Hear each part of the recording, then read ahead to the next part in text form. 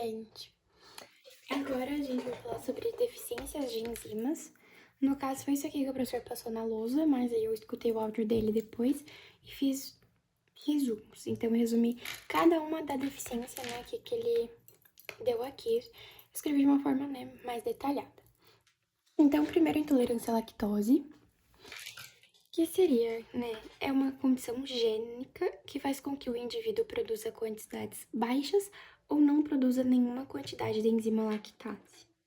Ela tem uma predisposição genética, ou seja, né, das coisas herdadas, e também pode ser adquirida ao longo da vida. Mas para ela ser adquirida, ela precisa sofrer uma alteração genética ou gênica.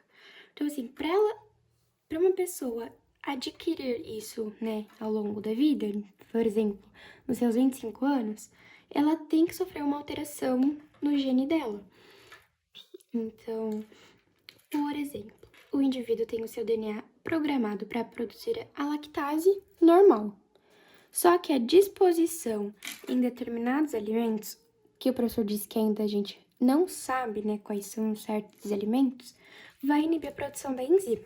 Então, seria basicamente isso. Para a pessoa adquirir ao longo da vida dela, tem que sofrer uma alteração genética, tá? Então, o indivíduo produz normalmente lactase, só que alguns alimentos vão inibir essa produção da enzima, tá? Então, aqui é uma observação, né? Condição gênica altera a expressão do gene, portanto, leva à não produção dessas enzimas. Os sintomas da intolerância à lactose, náuseas, diarreia, dores abdominais. O próximo é insuficiência pancreática. E aqui fala que as principais enzimas pancreáticas é a amilase e a lipase, tá? A amilase digere carboidratos e a lipase lípidos.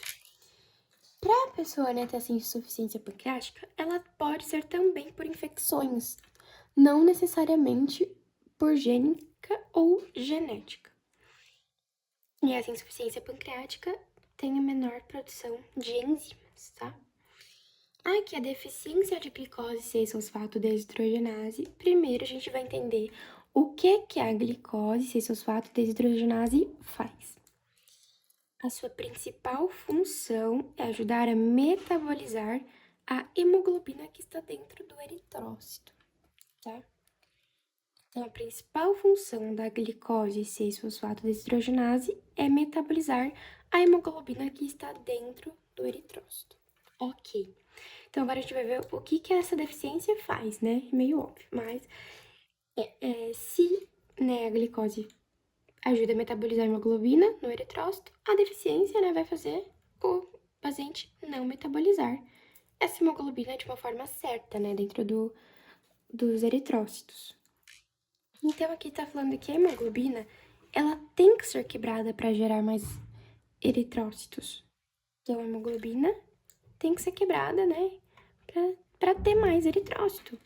Então, o paciente, ele não consegue metabolizar a hemoglobina, ela vai se acumulando de uma forma que não vai ser funcional dentro da célula, o que pode levar à anemia hemolítica, que é quando a célula acumula muita hemoglobina que precisava ser digerida, mas com a deficiência ela não vai ser digerida, né? Não vai ser metabolizada. Então, né, não tem a enzima para fazer a digestão. E o que vai acontecer? Vai acumular tanta, né, hemoglobina a ponto de hemolizar, ou seja, quebrar a célula e diminuir a quantidade de eritrócitos do paciente. Então, o paciente vai ter menos quantidade de eritrócito. Então, aqui, mais uma vez, né, o paciente vai ter um quadro de anemia crônica, que é o cansaço, a fadiga. Por quê? Porque houve a hemólise decorrente ao acúmulo da hemoglobina que não foi digerida por essa enzima.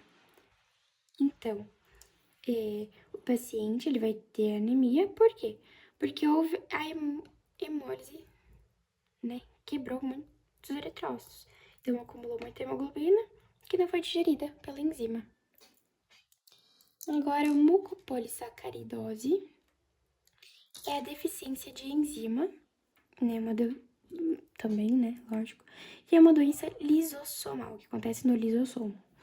Então, é um carboidrato, né, um açúcar longo. E falta a enzima ASE, né, porque aqui é a mucopolissacaridose. e aqui falta ase, então mucopolissacaridase. Então, o paciente ele não vai conseguir digerir o açúcar longo, né, da mucopolissacaridose, e esse açúcar vai se acumular no lisossomos. Ela é genética e é super rara, e ela é detectada pelo teste do pezinho, só que o teste do pezinho é caro.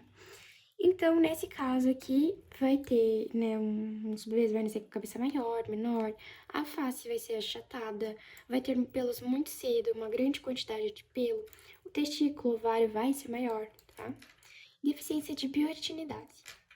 Primeiramente, o que é a biotinidase? A principal função dela é ajudar na digestão de biotina, ou seja, vai pegar os alimentos que têm a biotina, que são as vitaminas do complexo B, separar para que o indivíduo consiga absorver. Então, se o paciente tem a deficiência da biotina, né, de biotinidase, não vai conseguir absorver as vitaminas B, perdão. Então, ela é importantíssima para o sistema nervoso central, CNC, e o indivíduo ele pode ter atraso na fala, nunca mais falar, dificuldade em andar, em equilíbrio, porque envolve o cognitivo, né, que é o sistema nervoso central. A deficiência da biotinidase, ela também é indicada no teste do pezinho, que é caro, e a condição é genética. Então, agora que é enzima como biomarcador, tá? O que seria isso, biomarcador? Tá difícil. É alguma proteína, alguma enzima, algum lipídio que vai utilizar para detectar alguma condição patológica, tá?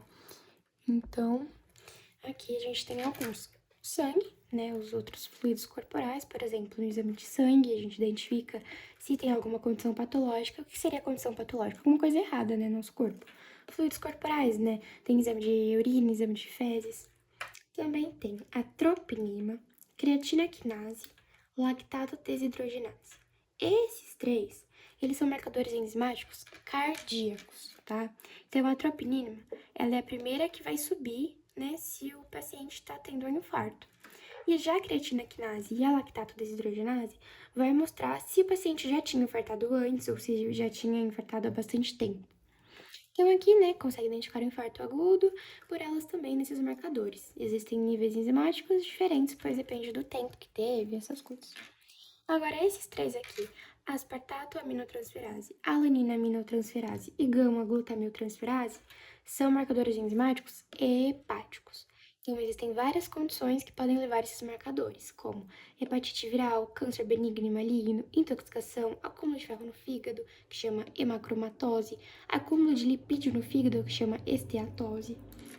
Aí também a gente tem a amilase, a lipase, né, são funções pancreáticas, a tripsina e a fosfatase alcalina, que caiu em desuso, né, também da pancreatite, essas coisas. E aqui também, para finalizar, existem os testes, né, diagnósticos e que tem o ELISA, a atividade enzimáticas e o PCR. Então, o ELISA, cada um tem sua propriedade distinta. O ELISA é para identificar se existe ou não alguma proteína ou enzima na amostra biológica. Então, aqui tá bem explicadinho, tá? Então, na placa, no caso, esse é esse aqui, ó, para lembrar. É esse aqui. Vou tentar explicar por aqui. Então, aqui na placa vai ser aderido um anticorpo específico pela enzima que a gente está procurando. Então, por exemplo, a gente quer saber se o paciente tem uma enzima no... Se ele tem essa enzima. Então, a gente vai pôr um anticorpo que ele vai ser específico, tá? Depois, a gente vai colocar a nossa amostra, né? A amostra do paciente. E aí, depois que colocou a amostra do paciente, vai colocar um anticorpo secundário.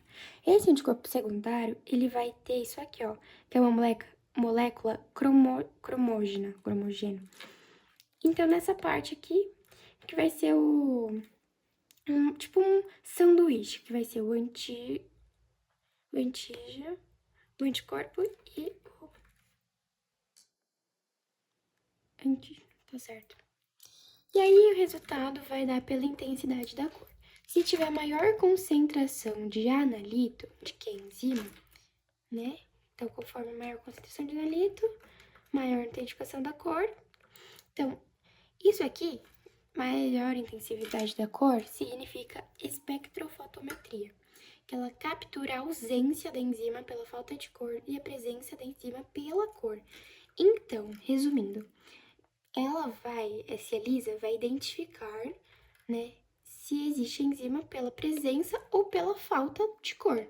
Então, se aqui o teste deu que tem a cor, então está positivo, tem a enzima que a gente está procurando. Mas agora eu vou voltar lá para ler de uma forma que talvez dê para entender um pouco mais. Então, na placa vai ter um anticorpo com afinidade com a enzima que queremos saber se o paciente tem ou não. Ou seja, na placa já vai ter aderido um anticorpo específico para a enzima que estamos buscando. Né? Se a gente quer saber se ele tem uma, né, por exemplo, lactose, intolerância à lactose, a gente vai colocar um anticorpo com afinidade, né, com a enzima que a gente quer, que é a intolerância à lactose. Depois, a gente vai colocar a amostra da enzima, né, a amostra lá, e depois vai adicionar um anticorpo secundário, que ele vai ter na sua estrutura um cromógeno, que ele também vai ser específico na parte da enzima que a gente está procurando. Nessa parte, depois de fazer tudo isso, vai formar o sanduíche, porque já vai ter um anticorpo, vai ter o antígeno. Não tô achando o antígeno, então primeiro a gente vai pôr o anticorpo, depois a gente vai pôr, né, o antígeno, e depois mais um anticorpo secundário, então vai ficar anticorpo, antígeno, anticorpo. Como saber se existe a presença do antígeno, né, que é a enzima que a gente está procurando? Porque a estrutura cromógena, ou seja, a cor, né, quando se ligar com a enzima, que é a que a gente está procurando, vai liberar uma coloração. E essa cor vai ser captada pela espectrofotometria. Se tiver muita enzima, vai ter muita cor. Agora, se tiver pouca enzima, né, se der negativo, o teste vai ter pouca cor. E ele pode ser usado pela detecção de HIV, toxoplasma, infecção bacteriana. Então, resumindo, gente, essa cor que vai liberar, né, da estrutura cromógena que a gente colocou, que é a secundária, a gente vai captar ela por um negócio que chama espectrofotometria. Então, se a gente vê que a partir, né, dessa forma de capturar de ver o teste, se tiver com muita cor, né, tá presente a enzima. Se não, não tá presente a enzima. E aqui, para finalizar, a reação da cadeia polimerase, que é um teste mais sensível, que essa aqui é RCP, não, PCR, acho que é PCR, não é? Deixa eu ver aqui, que eu também... PCR, tá certo? Então, aqui eu vou mostrar aqui também. A gente vai ter o DNA, que aí vai ser transcrito pro RNA, e aí vai traduzir em proteína. Então, no DNA, a gente já vai ter, né, essa sonda aqui, olha, que vai emitir uma fluorescência se algo está errado. Então, também, né, envolve cor. Então, vamos lá, que tá explicado de uma forma mais... aqui. Então, essa é um teste mais sensível e nele vai ser extraído o DNA do paciente, porque é genético, e vai buscar partes que estejam alteradas ou normais no DNA do paciente. Então, a parte sonda, que é aquela que eu mostrei, que é a com cor, ela é composta por nucleotídeos e junto com ela tem uma molécula cromógena. Acho que eu tô falando errado, gente, releva. Que é a mesma, né? Tipo, a mesma coisa, a estrutura cromógena. Então, se caso estiver procurando por uma parte que esteja alterada no exame, ela vai se ligar e vai emitir essa fluorescência. Então, o PCR, que é esse teste de reação da cadeia polimerase, vai captar se estiver emitindo essa fluorescência. Então, resumindo, a sonda, né, que é aquela parte, ela vai emitir uma fluorescência se algo está errado, ok?